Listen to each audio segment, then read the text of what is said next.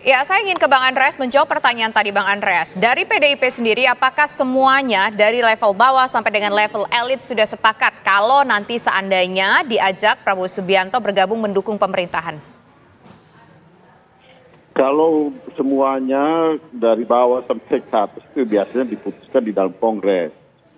Nah itu ya tahun 2000 ya ketika pemerintahan Pak SBY dulu juga seperti itu, ketika PDI Perjuangan menjadi partai yang ada di luar pemerintahan, diputuskan itu merupakan keputusan Kongres gitu.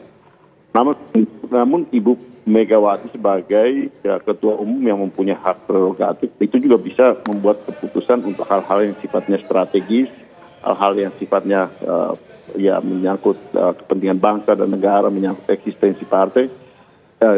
Dengan hak prerogatifnya Ibu Mega bisa membuat keputusan itu gitu.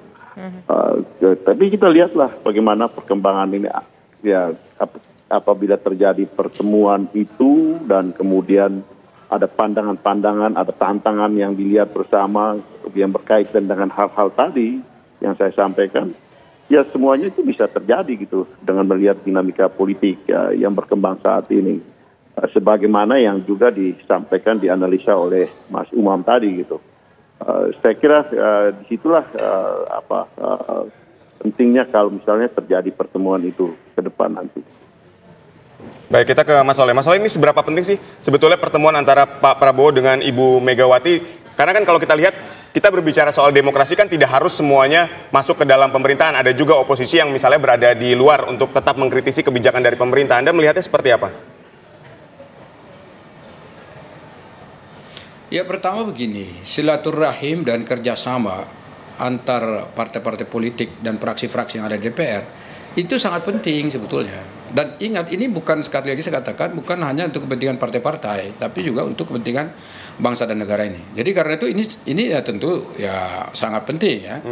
Kemudian yang kedua, kita mengetahui bahwa kalaupun misalnya nanti mereka partai-partai ini bekerja sama, kemudian fraksi-fraksi bekerja sama di DPR, bukan berarti semuanya itu didiamkan. Jadi tidak boleh mengkritisi. Selama ini juga di DPR itu saya lihat partai-partai yang bergabung di pemerintah itu tetap terbuka juga mereka untuk memberikan masukan, kritik dan juga katakanlah masukan terkait dengan kebijakan-kebijakan pemerintah, dan itu kelihatan pada saat pembahasan undang-undang dan juga pembahasan anggaran dan juga pengawasan yang dilakukan oleh DPR.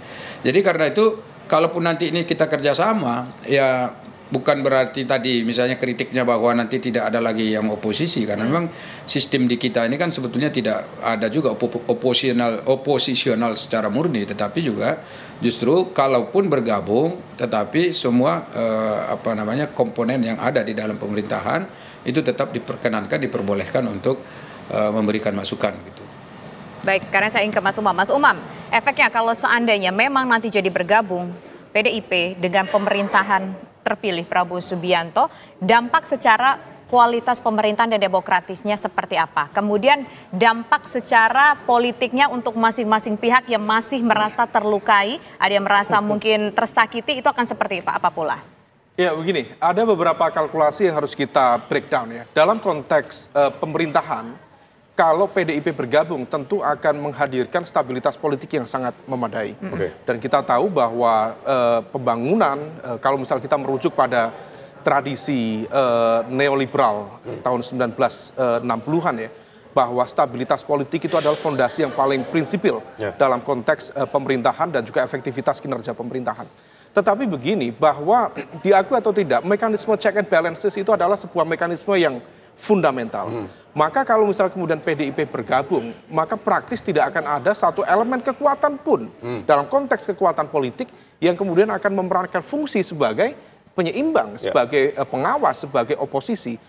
Apapun perdebatan teoritiknya, apakah memang dalam sistem di Indonesia multiparty system tidak mengenal sistem oposisi dan sebagainya, silahkan.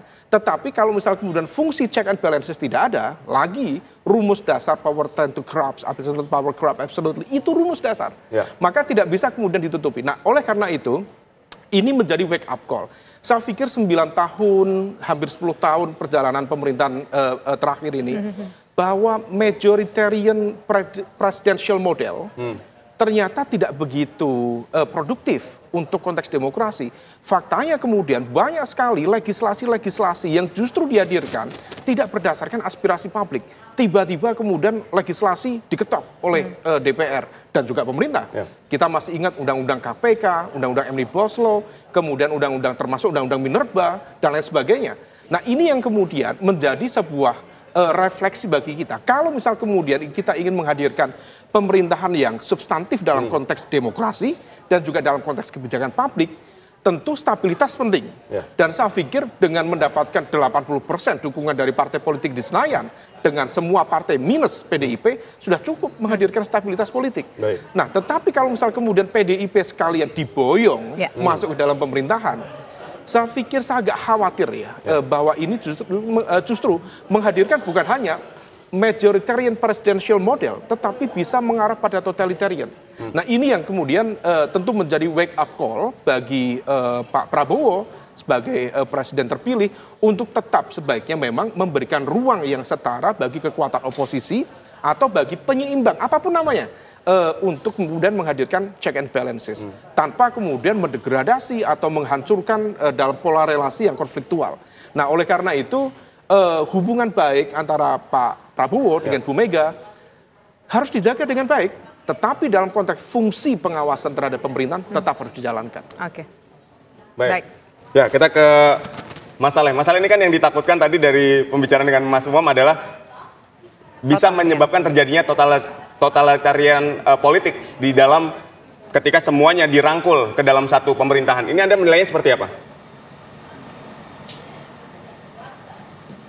Ya, sebetulnya begini, ini kan ada beberapa bukti konkret di mana dalam periode terakhirnya Pak Jokowi ini, itu kan hampir semua partai-partai itu ada di dalam pemerintahan. Nah, kalau kita lihat yang partai-partai yang ada di dalam pemerintahan ini juga sebetulnya kan ikut terlibat aktif untuk memberikan masukan, koreksi dan juga pandangan positif ya bagi perbaikan-perbaikan yang dibutuhkan oleh pemerintah. Itulah sebabnya maka setiap pembahasan anggaran kan harus disetujui oleh DPR dan harus dibahas di komisi-komisi yang ada di DPR, harus dibahas di Banggar. Tidak ada itu proses yang tiba-tiba langsung diketok saja gitu, enggak. Bahkan ada juga beberapa poin-poin penting di dalam pembahasan anggaran itu malah justru yang dikoreksi dan disesuaikan dengan apa yang diinginkan oleh komisi-komisi yang ada di DPR. Nah, komisi-komisi ini itu kan gabungan dari seluruh partai-partai yang ada, seluruh fraksi yang ada, bukan hanya 1-2 fraksi, tapi seluruhnya gitu. Jadi tetap aja ini sebetulnya sangat positif. Nah, kalau misalnya kita tanya lagi, kita balikkan pertanyaannya, mana lebih baik sebetulnya bagi bangsa ini semuanya bergabung, bersatu, bekerja sama, tanpa ada katakanlah sikat-sikut, tanpa ada curiga mencurigai, kemudian tanpa ada friksi dan konflik, dibandingkan dengan ada nanti misalnya 1-2 partai yang ada di luar yang terus misalnya selalu mengkritisi dan juga kadang-kadang kalau kritiknya out of context, nah itu kan belum tentu juga produktif. Nah, kalau kritiknya on the track itu sih nggak ada masalah, sebab yang ada di dalam parlemen sendiri yang ada di Koalisi Indonesia Maju pasti juga akan ikut juga untuk berpartisipasi dalam memberikan masukan kepada pemerintah. Jadi karena itu saya kira ini catatan-catatan yang juga perlu direnungkan oleh kita semua gitu. Oke, baik. Singkat saja saya ingin mendengar komentar dari Bang Andreas Pereira. Sepakat atau tidak sepakat ini bisa menimbulkan totalitarian politik? Totalitarian politik itu hanya tinggal di Korea Utara sekarang, Mbak. Nggak ada. Jadi ya gini, tidak bisa kita melihat politik ini hitam putih seperti itu gitu. Apalagi apa yang terjadi di Indonesia sekarang. Nah, kalaupun ada pembicaraan nanti ya, apabila Ibu bertemu dengan Pak Prabowo, tentu yang dibicarakan itu adalah hal-hal yang menyangkut bagaimana apa yang dilihat oleh Presiden dan bagaimana pendapat dari Ibu Mega, terutama yang berkaitan dengan tantangan-tantangan yang dihadapi oleh bangsa ini. Dalam arti ya kalau ada kesepahaman pandangan di situ, soal di luar atau di dalam itu bukan hal yang terlalu prinsip di dalam konteks kita bicara untuk kepentingan bangsa dan negara. Itu seperti yang tadi Mas Umam sampaikan, bahwa ada di luar pemerintahan pun dalam pandangan untuk membangun suatu demokrasi dengan tadi ada check and balance di situ, itu adalah hal yang positif gitu. Baik. Jadi kalau di dalam konteks para pemimpin melihat bahwa ada kepentingan yang lebih besar di situ, soal tempat itu buat PDI Perjuangan juga bukan menjadi hal yang terlalu merisaukan gitu.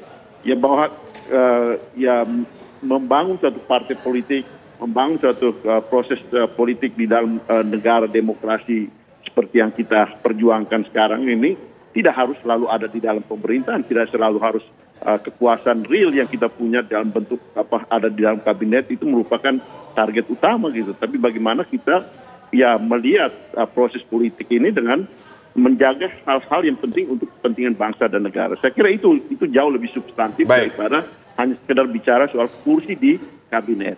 Ya, kami sudah mendapatkan poinnya untuk menjaga kepentingan bangsa dan negara. Terima kasih Bang Andreas. Terima kasih kepada Mas Soleh dan Mas Umam yang telah berdialog bersama kami. Kita akan menunggu bagaimana pertemuan Pak Prabowo dan Ibu Megawati menjadi momentum politik baru untuk Indonesia.